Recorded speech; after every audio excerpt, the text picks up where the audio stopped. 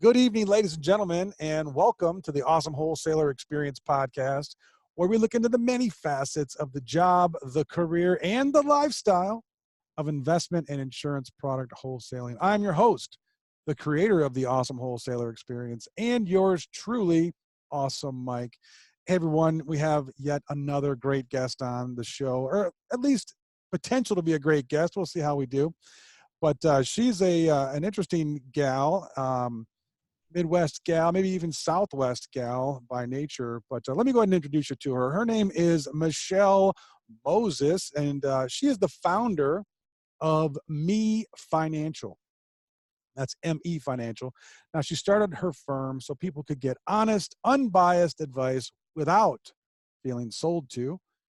MeFinancial is a fee-based, independent advisory firm which allows her the flexibility to seek out investment opportunities that are highly unique in the marketplace and fit her clients' needs.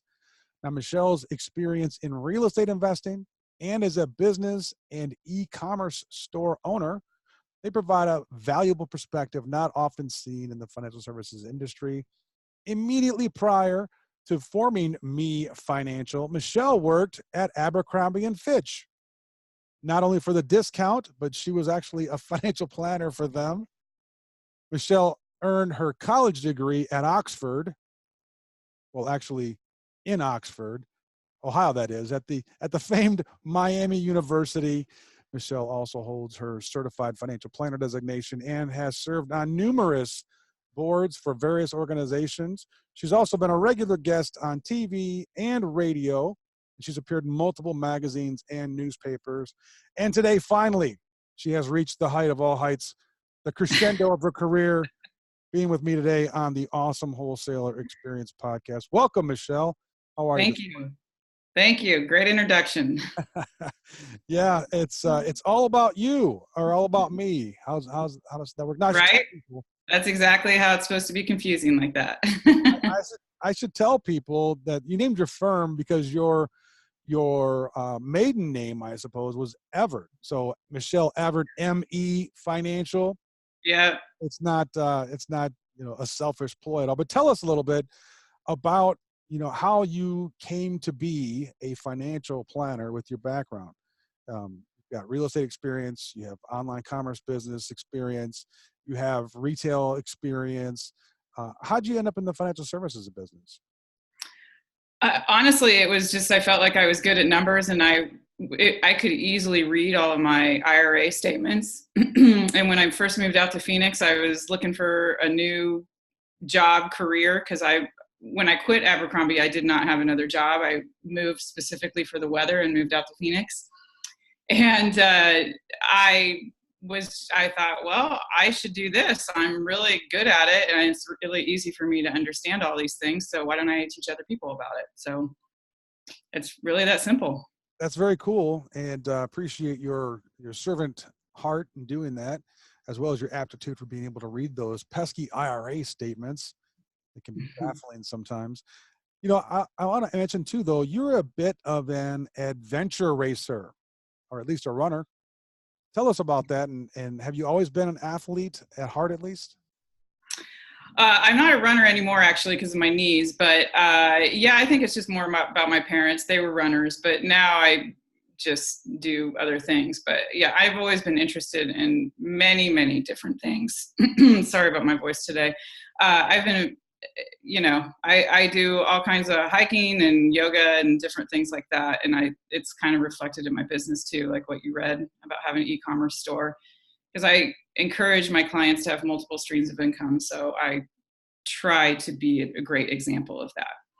That's very interesting. We'll get into that in depth here in just a second. But could you tell us about maybe the most memorable time that you had on a run or on a hike? The most memorable? It would be in Arizona. There's some, you hike 8 or 9 miles and get to the top of a stream where there's a waterfall, and, it's northern Arizona is really beautiful. There's a lot of great things to see out there. That's interesting. And I was referring in particular to maybe one time that you were on a road race or running somewhere, and you came across the guy on one knee. Did that ever happen to you? Oh, no, that was my husband. And he, that That was hiking. That was hiking at the top of Camelback Mountain in Phoenix. So as I was hiking up the mountain with some friends, quarter of the way up, maybe eighth of the way up, there was a friend there with a note. And then as I kept hiking up the mountain, there were different notes about our relationship and how much he loved me. And then when I got to the top of the mountain, he proposed. So it was an epic proposal. And if the men are listening, you really need to make it memorable and awesome, because it's a great story. Awesome indeed. I kind of like that word. Congratulations. Congratulations to both of you, by the way. And way to go. It was a neat thing. So for a while there, and this is interesting, but maybe not exactly relevant, but for a while there, you went with the hyphenated last name. Mm-hmm. As of recent, I see that you pretty much have dropped the hyphenated and just going with Michelle Moses.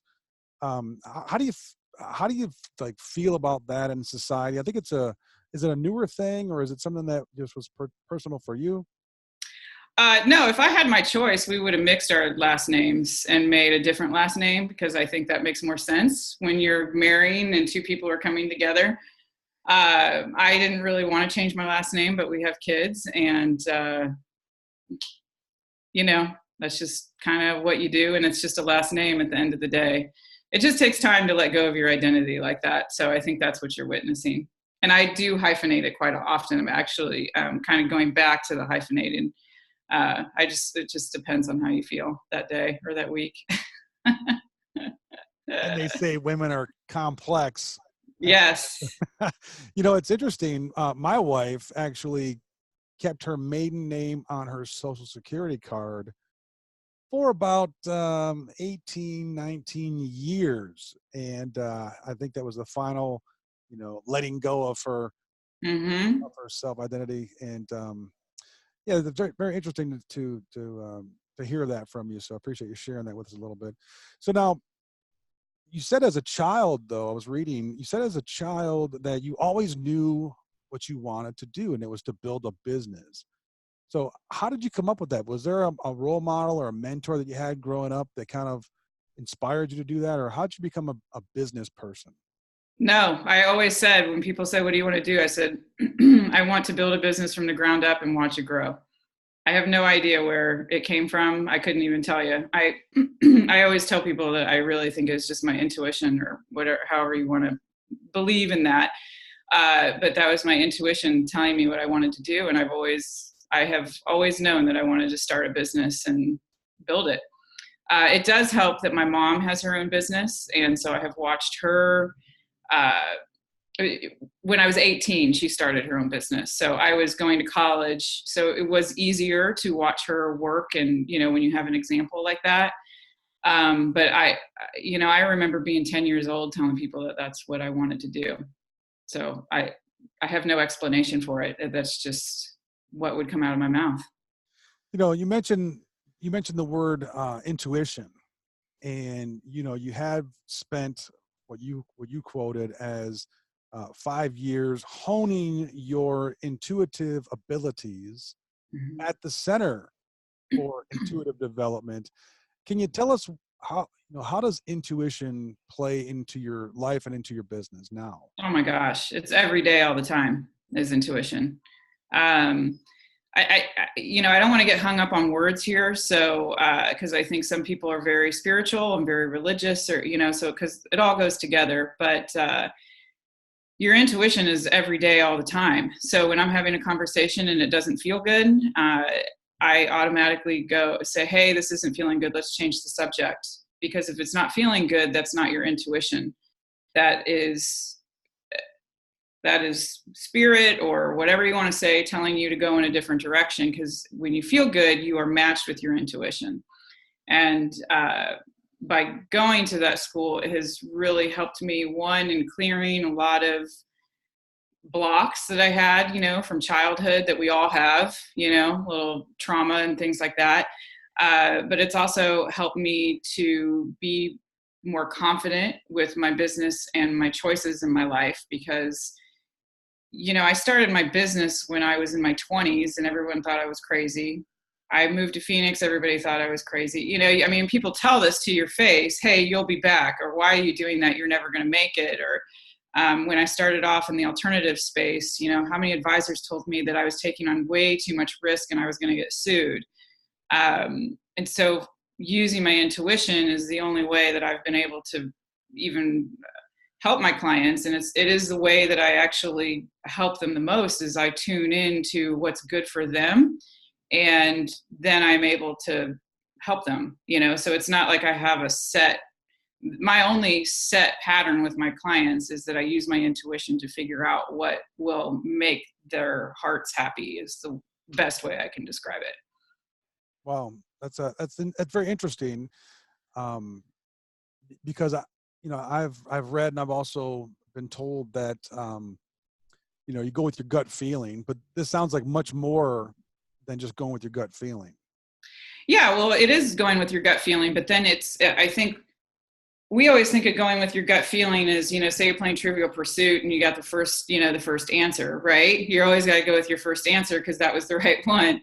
But it's following it through, because then you start to judge it and you start to question it and all that. And that's where I honed my abilities by using my words, I guess, is by knowing what my personality does to judge it, to demean it, to, you know, how other people influence me, so that I can follow through and stay connected to that good, excited feeling that your intuition gives you.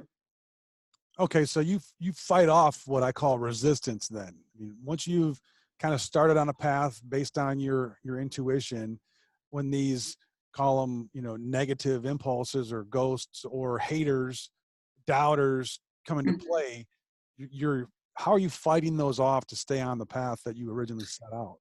Because most of the time when people are using your words haters about things, it's mostly their stuff. So they're viewing things through their lens, right? And, oh my gosh, why would you ever move there? I could never do that. Or whatever it is. You could even apply it to parenting and how you parent your kids, right? I mean, everybody's judging you for how you're parenting your kids.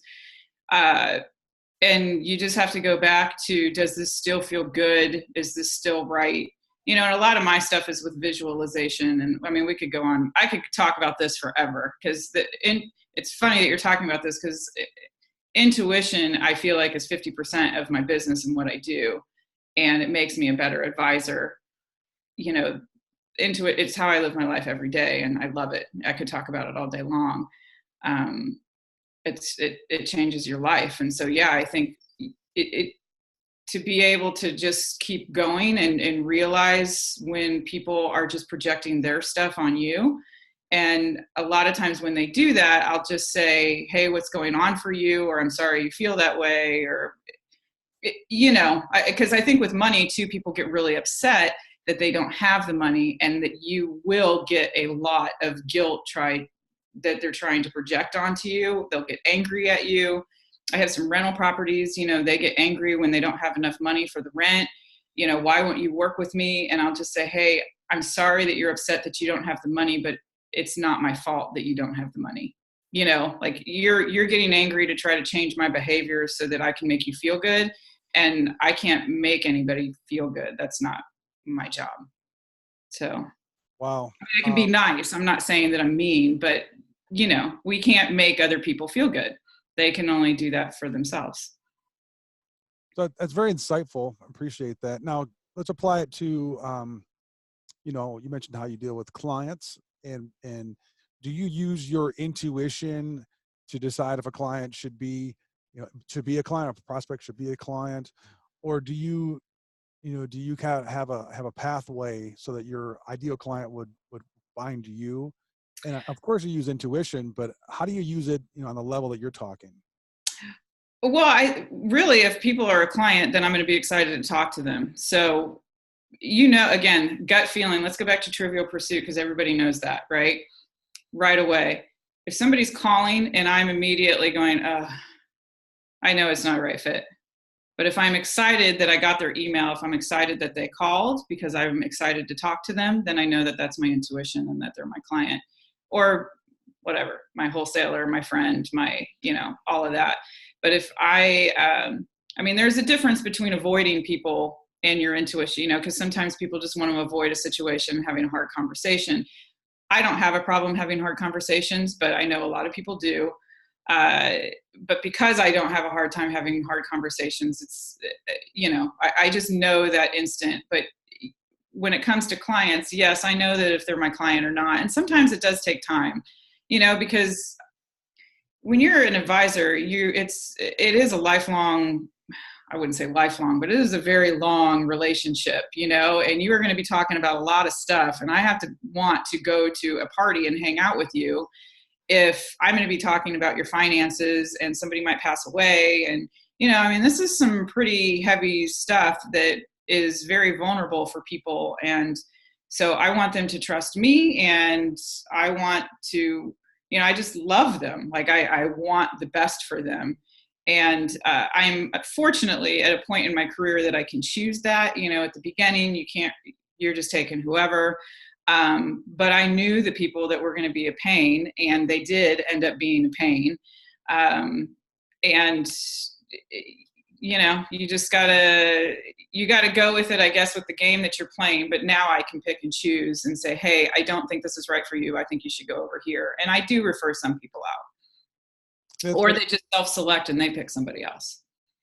Yeah, very, very good. So wholesalers are also in that vein, to where, they have the quotas and they're trying to meet new advisors, or even persuade advisors that they know of to do business with them.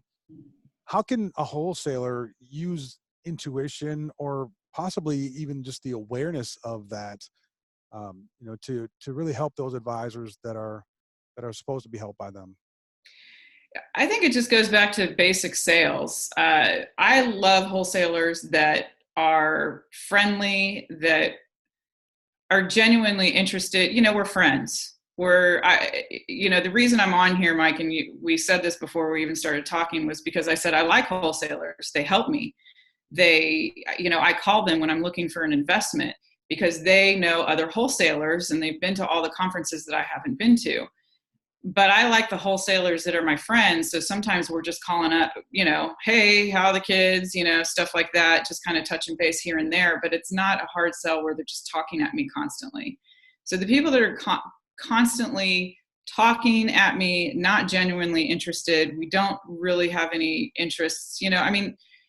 Yeah, there's the rare case where you've just got the right product and it's, you're just at the right place at the right time, and you're a wholesaler for a great product. That happens, and it's very easy to sell. But I think for long-term sales, you've got to have friends that you can just call and talk to and listen to and say, hey, what do you need? And then go and search it out for them. And that's what people want. They want you to help them. They want you to make their life easier. And so if you're always trying to problem solve for them in a genuine way, rather than, hey, think of it like annuities, right? You go to an annuity presentation, they think every single person needs an annuity. Why wouldn't every single person want this? Well, that's not true. They fit there is a toolbox, and you don't use the same screwdriver for every single project that you have around the house. And it's exactly the same thing. You've just got to find the right fit for the right clients. And it's timing. You've got to be around for the right time for when that client does pop up. And then you say, hey, Joe, you were talking to me about this. Could you tell me, I think this might be a fit. So just natural and not so pushy. Yeah. Are you saying that you've had a situation where a wholesaler was pushy? Never.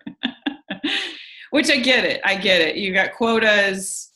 It is stressful. You've got people, I get that, but you've got to have the long game in mind at all times, no matter who is. Again, it goes back to the intuition thing, right? If your long game is to build your career, whether you're with company A or company B, then you're genuinely interested in making friends, and contacts in the industry, no matter what company that you're at. And you might just have to find another company if they're breathing down your throat, changing the game. You know, because you mentioned that, how do you feel about the wholesaler that is tried and true and stays with their company no matter what kind of product they are being forced to sell, and they come to you and they're the loyal steward? How do you feel about that wholesaler versus the wholesaler that maybe has changed companies a few times in an effort to find a better product to bring to you? For me, my opinion is I want people to be happy. And so wherever they are going to be happiest and whatever, again, like makes their heart sing or whatever they believe in, that's what you should be selling, because everybody knows you cannot sell anything you don't believe in. That's impossible.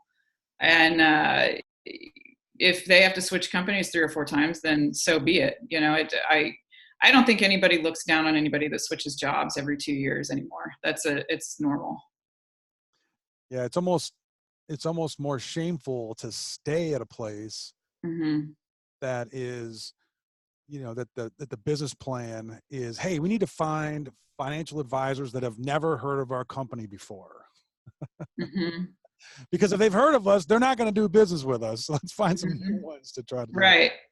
Yeah. Yeah. And my thing is more about if they're nice people. In the financial industry, I think the biggest problem that we have is that we don't believe that everybody can make money together and just have a good time doing it.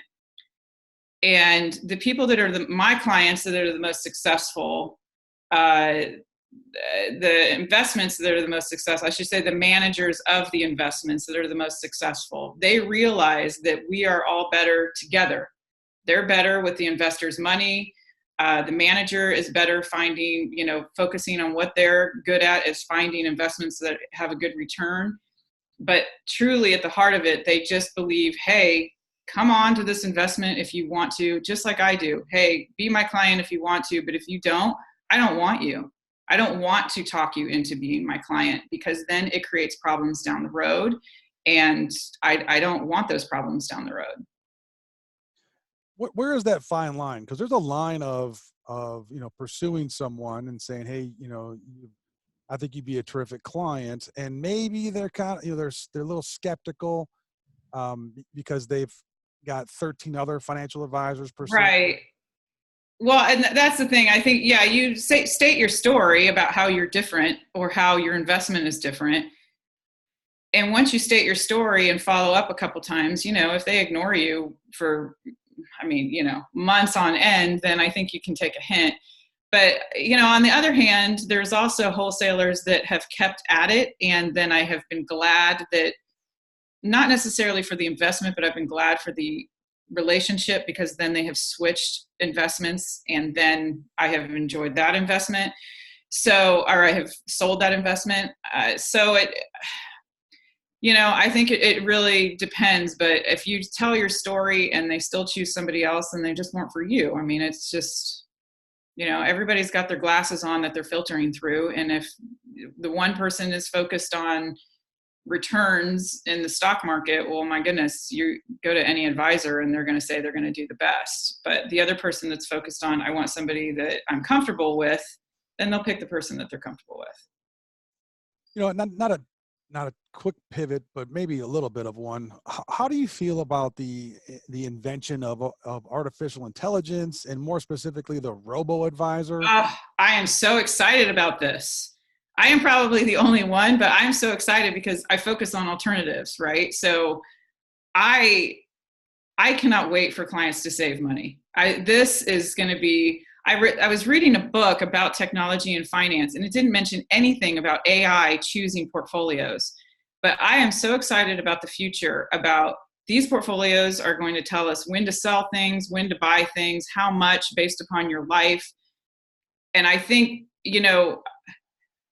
sounds so bad, but my industry makes, we are kind of, hey, you go make money, hey client, you go make money, and then I'm going to make money off of you. Right. And some of these people making 6-7% commissions and, stuff like that. It's just a lot when you compare it to other industries.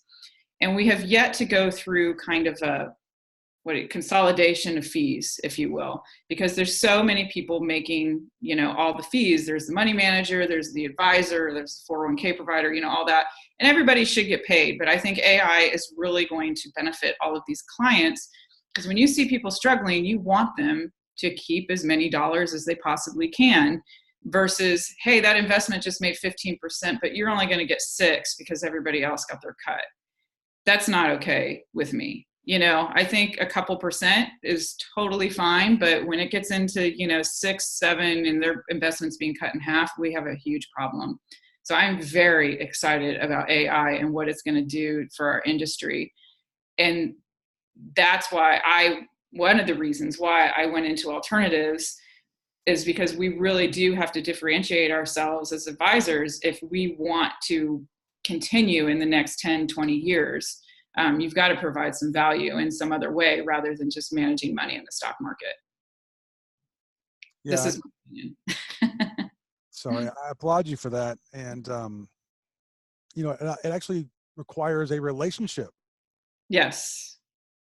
Which I think is what you're offering to clients through this intuitive process. You mentioned being friendly and even being friends with wholesalers and with the clients. What do you say to the person who says, nobody wants to look behind the curtain. They just want to know that they're talking to Oz? What do you mean by that? In financial, clarify. So a client doesn't necessarily want to know all about you as a person. They want to just know that they're dealing with the great and powerful Oz. They don't want to look behind the curtain and see that you have problems too. Mm-hmm. They're probably not my client then. I'm sure they're other people's clients. I realize that my industry is filled with, it's men, and it's very driven by return and who's got the best hot investment, all of that. I realize I am an anomaly. And there are people out there, they just want straight return. They do not care about the person. They'll hop from firm to firm based upon, their return or experience. And I'm not saying that people shouldn't leave me if I'm not making them money. That's not at all what I'm saying. It's just that I think I add another element with the relationship, and that when there is a problem, and when, some of my portfolios, they are not performing, and I work with them. I say, hey, I am not happy with this. We gotta work on this. So I know that there's something that I'm not connecting with the client, because it's their money. And if their money is not making money, then it's not just my job that I'm not making them money, but I don't have them paired with the right thing. And so, yeah, I could go on a whole tangent with my parents and stuff. I got to tell the story. So my parents, I could never make money for them in the stock market. And this is my mom and my stepdad. And I gave up. I was like, this is ridiculous. I put them in the same portfolio as everyone else. Other people would make money, and they literally would make 1%, 2%, 3%. I mean, it was awful. But they've always been really into real estate. And so I said, okay, we're going to switch this. We're going straight alternatives, real estate, as much as we possibly can. And it's been amazing. I mean, we are killing it in terms of financial stuff. So to me, that was just a great example of, they hate the stock market in general, like their emotions about the stock market, and it is their money. And so it's my job to pair it. But that's going way off on a tangent for your Oz thing, but it's a good example, I guess. Well, do you think that, being transparent and being, call it friends with your clients, actually adds a level of trust, which actually adds a level of confidence, which then allows them to take the advice that you give them to actually work and make their money, either protect it or make it grow? Yes. I mean, I am absolutely. I mean, a resounding yes. And thank you so much. I don't know what I would do without you, because I'm a sounding board. They know that they can call me when they say, hey, such and such popped up, or even a friend, my friend is dealing with this. Do you have, and my job is to give them ideas that they didn't have, because I do know all the tools in the toolbox. And they're very thankful that they have me to at least talk through and they have two options, and then I give them the third option and they go, oh, this makes total sense. Or I help them think about it in a different way, because I think a lot of people feel guilty about their money. Well, we all feel guilty about their money. Everybody thinks they should be saving more, earning more, doing more, working more, all of that. And so I help them change their mindset so that they actually feel good about what they're doing, and that's what they're end up being thankful for. But I need to clarify being friends too. We're friends, but we're also professionals, so if I'm not making money and doing my job, then yes, I would expect them to go find another advisor. So it's not that we're, hey, I'm your friend, come come let me manage your money. I'm not being friends like that. It's just that in order to have that relationship, I have to want to be around them. Yeah, I can appreciate and respect that. So your competence is rule number one, and 1A is being relational and friends. Mm-hmm. You you're kind of I guess a celebrity, an icon in the Phoenix area. You're probably gonna spend many, many, many years there.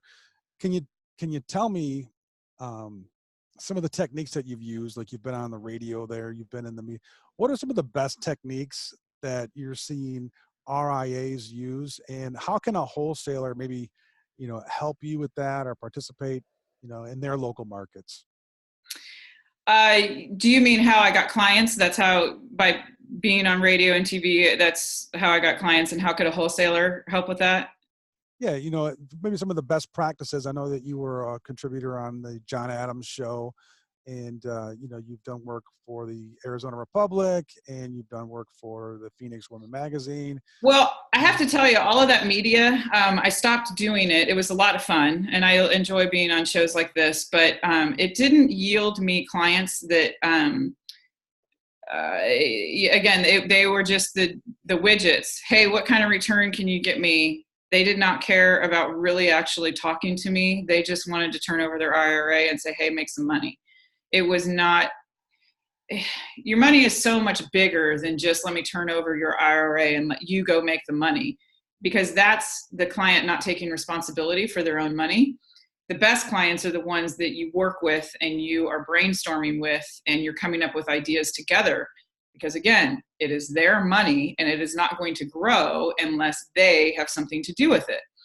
And not that I don't have anything to do with it. Let's not, but they need to be involved in the process.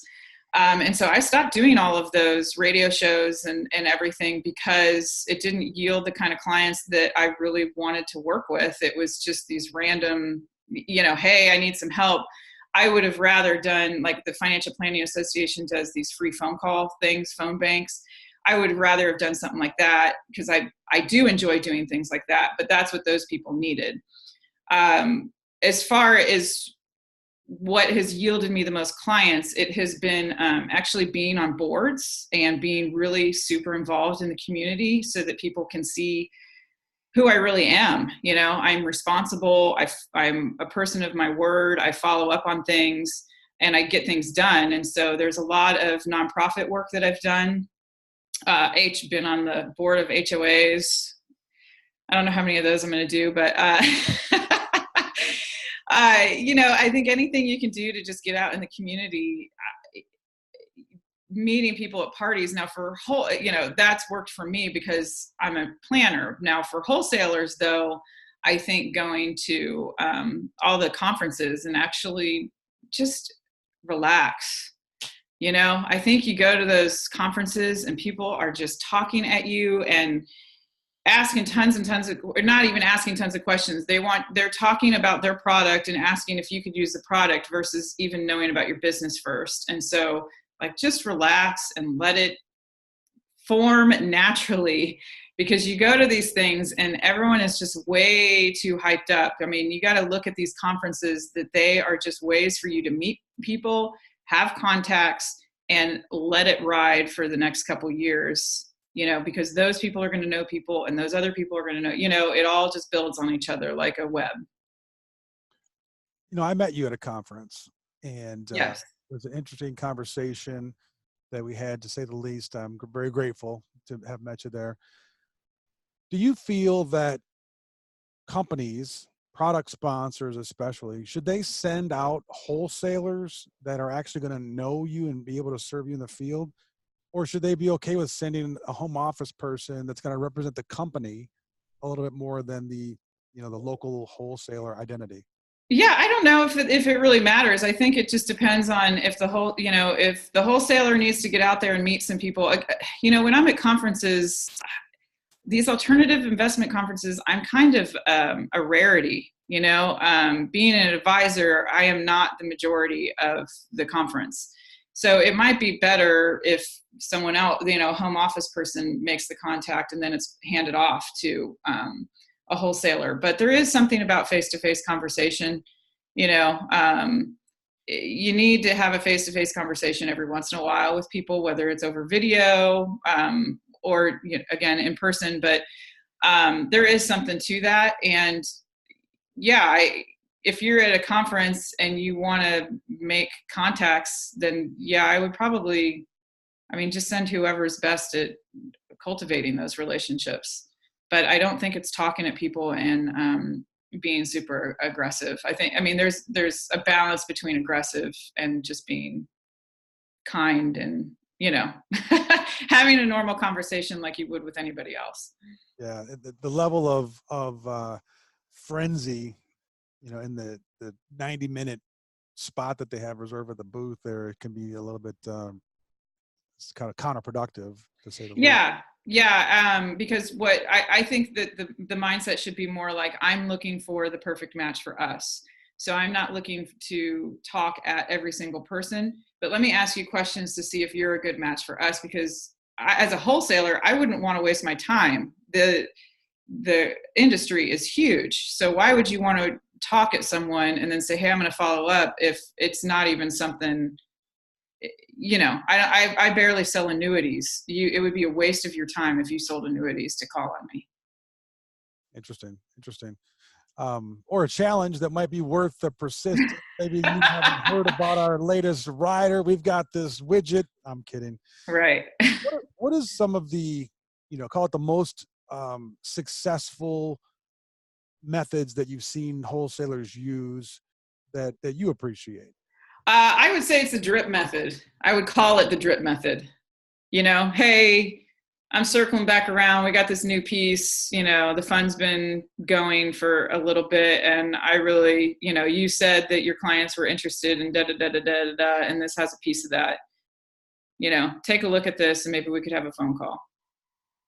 Just like a little thing. I think it's more of not the fire hose. It's more of,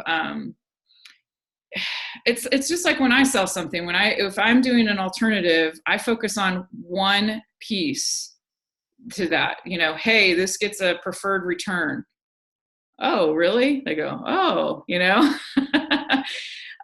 okay, now I'm interested.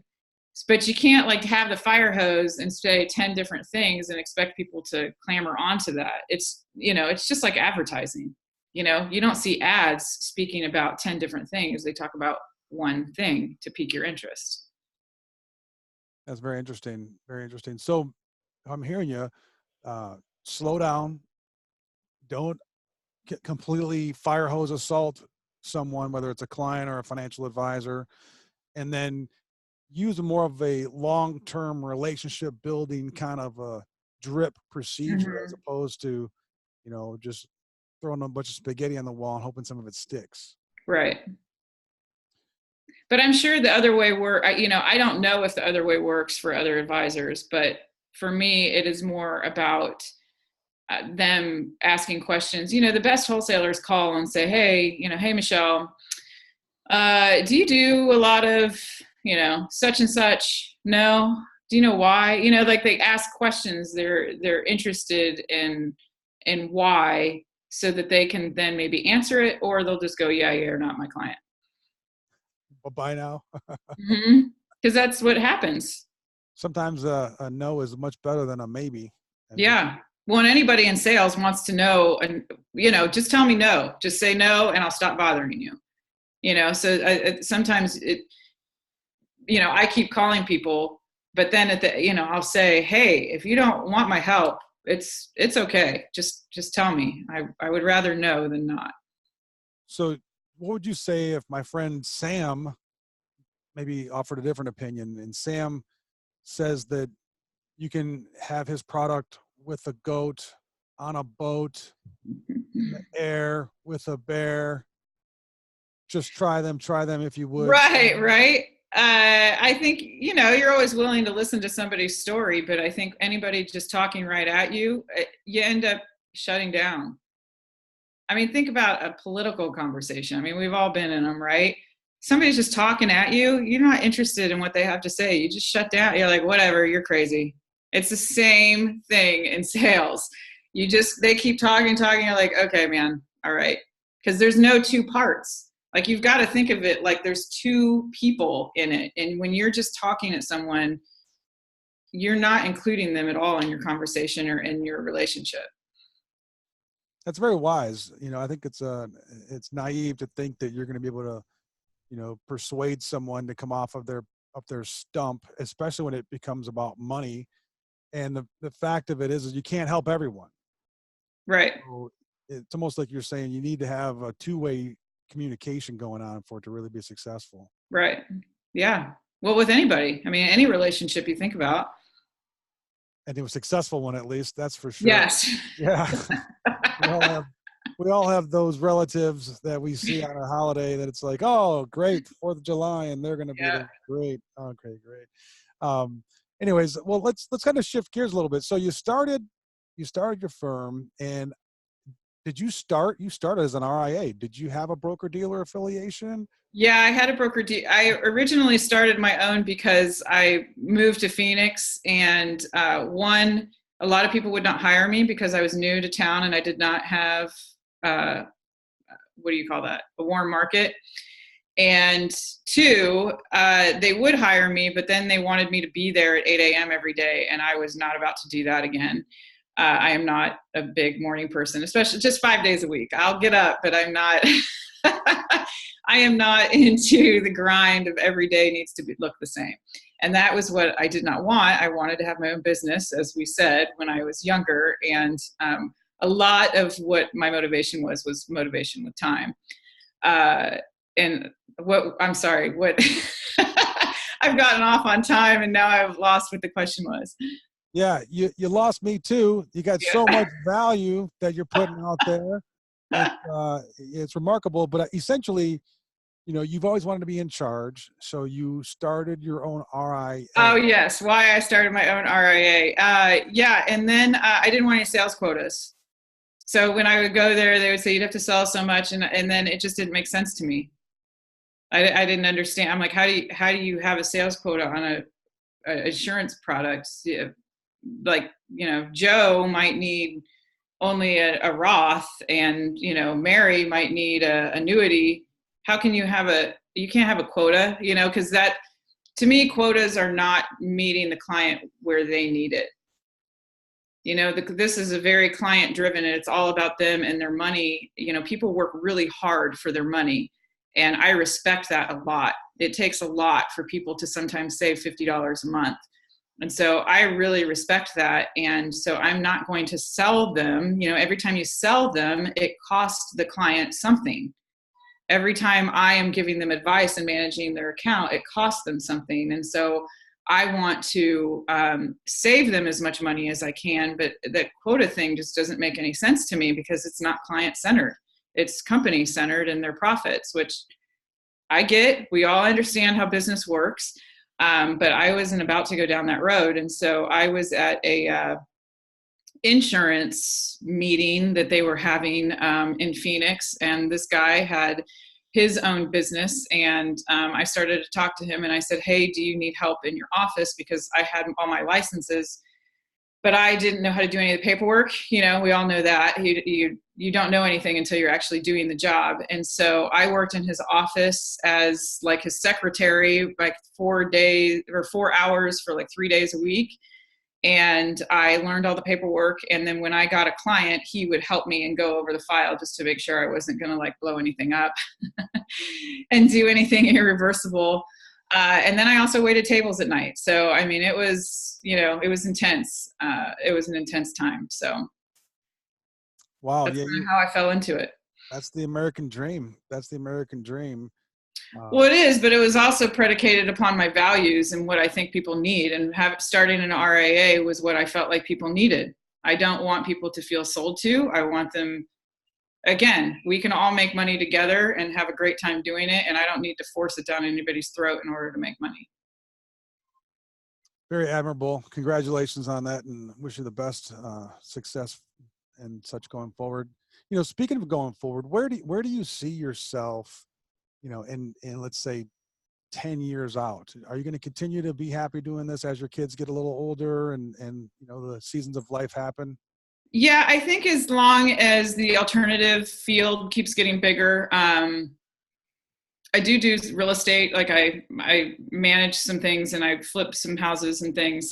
So I think as long as I have some investments that I'm interested in and clients that I'm still wanting to help, I could see myself doing it. But I also see myself, as if I get older, it would be like the CPA that retires, that you just kind of keep the clients that you love, and then, it kind of trickles down.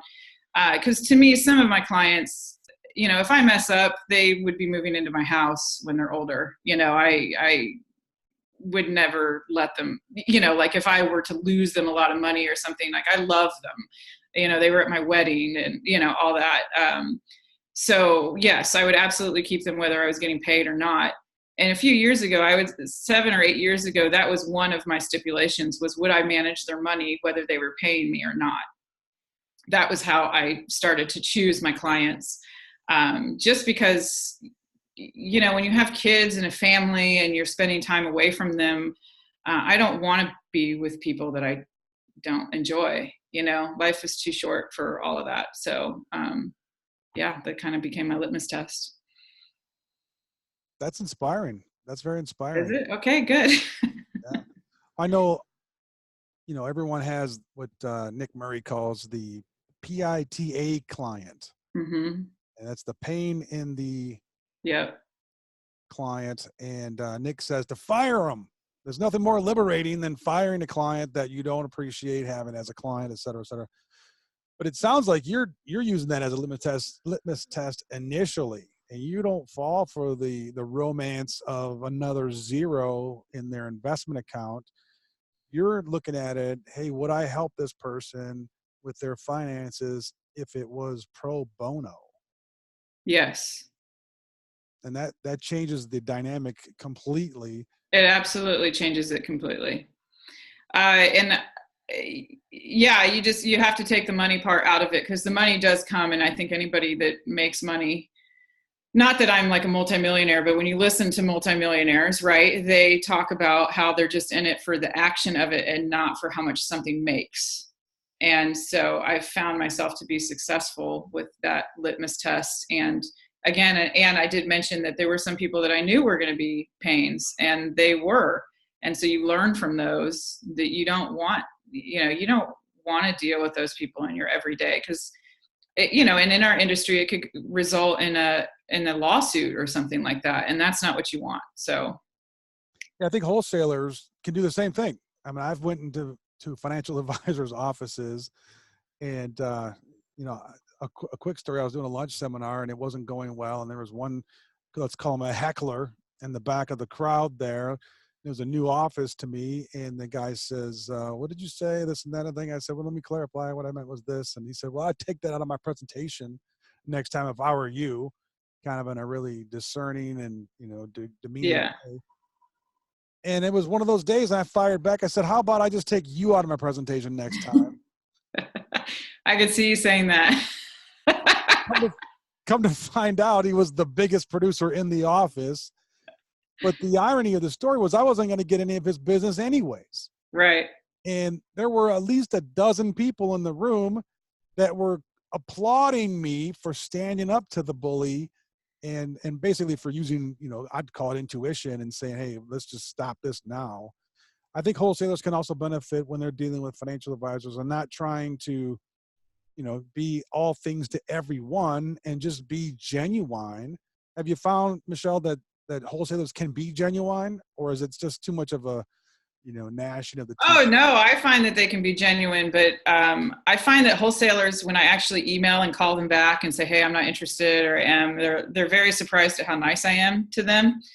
Because I think a lot of advisors, oh, you're just a pain in my, all that. You're paying, you're always calling me. How is your REIT different? All that.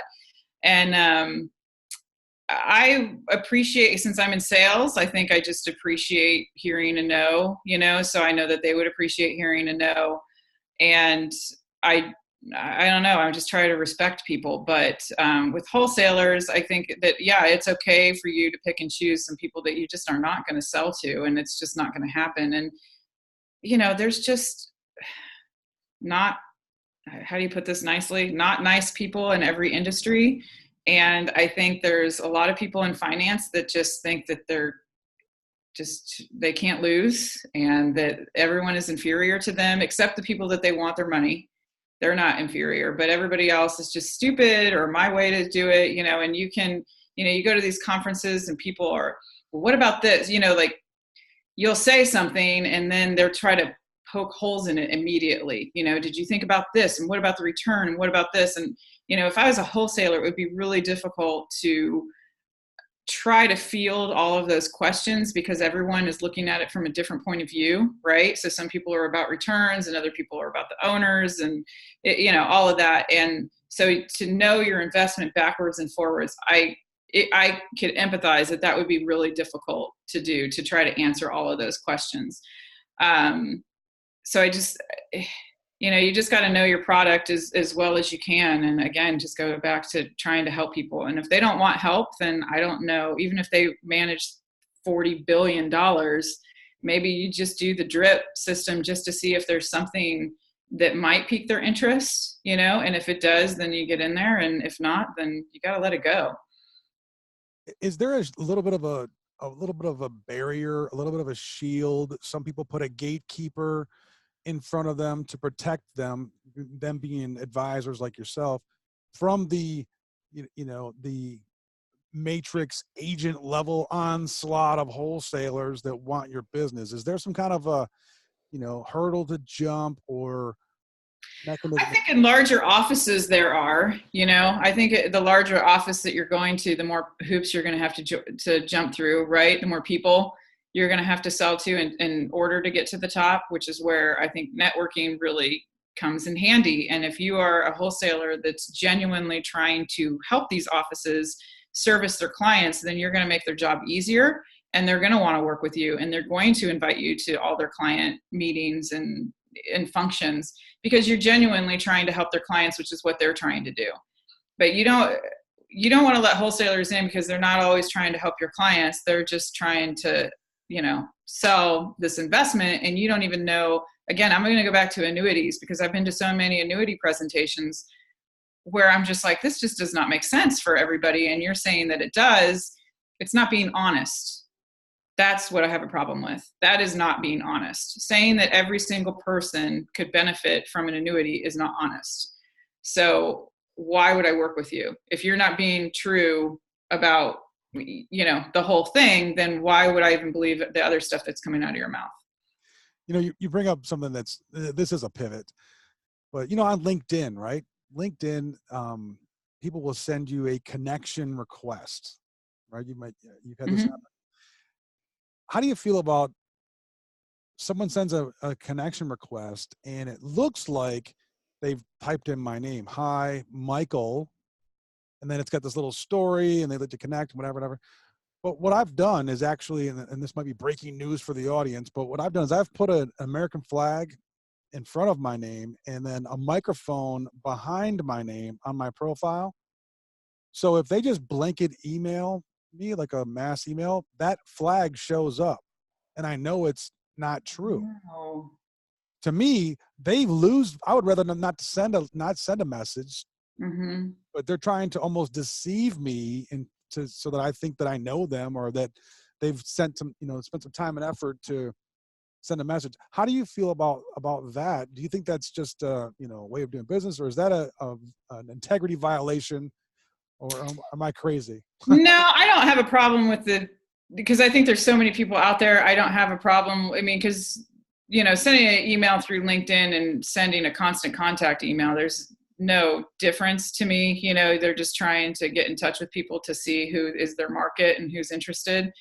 Uh, yeah, I mean, I have an issue with it when you're trying to connect and make connections with people that just, hey, I sell whatever healthcare and this might be good for you. I'm like, no, I don't, I don't do healthcare. Well, have you thought about doing health? No, I've been down that road. I'm not doing it.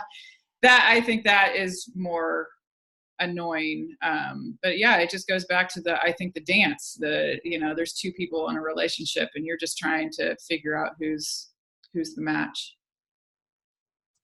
That's exactly what it is. And I don't mind, hey, here's what I have to offer, but I don't like the one where they say, hey, I was looking at your profile and thought, Oh, and I'm like, bro, you didn't even look at my profile. You just sent the same email to okay. 1,500 people. Yeah, I see what you're saying. Then yes, I would be annoyed at that. Yeah, that would be, yeah.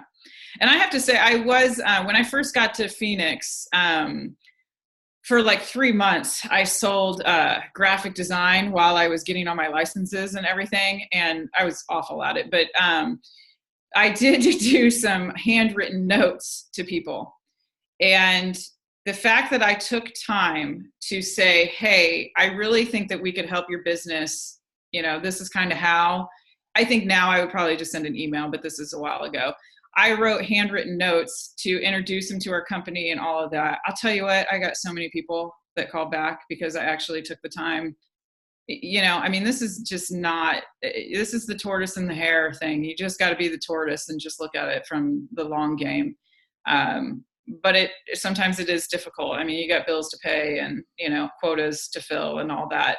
But there's a balance, I think, between being genuine and honest and saying, hey, I was in line, because that's what they're doing. They're lying. Yeah, that's what you reminded me of. Is I'm thinking that's deceitful, Mm-hmm. So that's very interesting. Intuition does play a big part in sales and in life. How much do you rely on logic though, or does the logic have the ability to maybe outweigh some of Oh, intuition? I don't know about outweigh, but the intuition kind of comes first. So if I'm looking at an investment or actually, okay, so let's go back to when you and I met, right? So you start talking, you're asking me questions. You were asking me 1,000 questions, remember? And I was like, man, you are like, like, what's going on? Why are you asking me so many questions? But in that instance, as we're talking, I'm checking in and saying, does he have a good heart? Are you actually genuinely nice? And if you are genuinely nice, then okay, I'll continue talking to you. I mean, I think that's how your intuition comes about. When you're thinking about logic, let's talk about investments. Initially, if I'm excited about it or it sounds interesting, okay, send me your information. I'll read it. As I'm reading it, if I kind of get a bad feeling about it, I don't continue with it. If I get a good feeling about it, I read everything. I am probably one of the only advisors I know that reads every single PPM. If it's 125 pages, it could be 250. I read all of it. Because if I'm going to invest people's money, I need to know, I need to read the lawyer due diligence reports, all that kind of stuff. So the logic, absolutely, I've got to back it up. I'm not just going to say, oh, this feels good. I didn't read anything, but, and I don't know if they've been to jail or not, but you should invest your money with them. So it's, again, it's a dance, but I think the intuition leads me in the right direction. And then I follow it up with all the logic. Yeah, appreciate you for doing that. And let's shift gears here, and appreciate your time. But I want to ask you my 2 signature questions that I ask all my guests, and appreciate your honest and upfront, intuitive answers. Michelle, if you picked up the telephone and on the other end of the line was a 25-year-old Michelle Evard, and you had a couple of minutes to give your younger self some advice, what advice would you give to your younger self? Don't worry so much. Just about all the details and all of and about it working out. Just keep going and doing what you feel good about, and it works out. just relax and enjoy the Yeah, ride. And don't worry about all the things that you're not doing or that you think that you should be doing. And, that listening, I spent too much time listening to what worked for other people and not just listening to myself and knowing what would work, because when people sell time management systems, they're selling you what worked for them. It came into them and this is what works in their life, but it's not necessarily going to work for you. You might take a little tidbit of it and a little tidbit of somebody else's and put it together, but just don't stress so much about doing it some other person's way, that's the right way. awesome, awesome stuff. Question number 2, Michelle, if you could have any legitimate superpower, which one would you choose and what would you do with it? I want to blink and travel places so that you can see everybody that you want to see.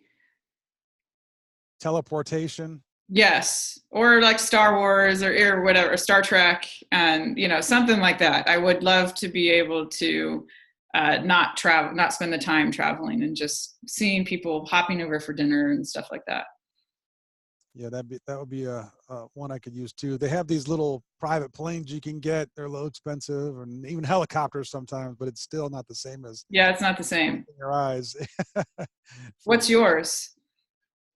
My superpower is to be a fire starter, so I could light fires under people's behinds and get them to get off the couch and do something, take some action, take some risk, pursue their passions, and be all that they can be. So that's what it would be.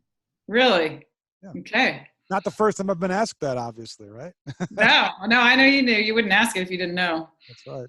That's right. Hey, Michelle, one last tip or one last question for you to give a tip, maybe what they should do, start doing, keep doing, stop doing, whatever it is, to our wholesalers that are listening. There are some financial advisors, but the show is called The Awesome Wholesaler Experience. What's one last tip that you can give to our brothers and sisters to help them on their journey? I mean, other than what I've already said, I think it'd be the same advice that I gave myself. Just don't worry. Just keep meeting people and it all works out. As long as you're doing what you love and you enjoy the people that you're talking to and what you're doing in life, it works out. That's awesome. Hey, thanks for being on the show today. Appreciate you. Appreciate the years of wealth and experience that you've taken from great companies like Abercrombie and Fitch and applying it to your, I love that store, by the way, so I'm going to keep going back to it. Applying it to your business and to your life. Appreciate the use of intuition that you're helping so many people with your intuition. And thanks again for being on the show. So I'm sure that I can speak on behalf of your clients and your friends and your family when we all say we wish you much success and fortune, both now and in the future. And as we say in the Awesome Wholesaler Experience podcast, Michelle, it's about the journey. And we do wish you well on yours. I look forward to talking to you again soon. Wholesalers, financial advisors, thanks a lot for tuning in today. And if you'd like to support the show, go ahead and hit that little subscribe button. And if you want to be on the notification squad, you can hit that little bell and you'll be notified every time that we drop a new episode. We are on a mission this summer trying to get 1,000 new subscribers to the show. So please hit the subscribe button and thank you for doing that. And if you'd like to, you can share the show with your colleagues and friends. Thanks so much in advance for that. Thanks again for tuning in. Thanks for supporting the show. And of course, as always, thanks for being awesome. Good night, everybody.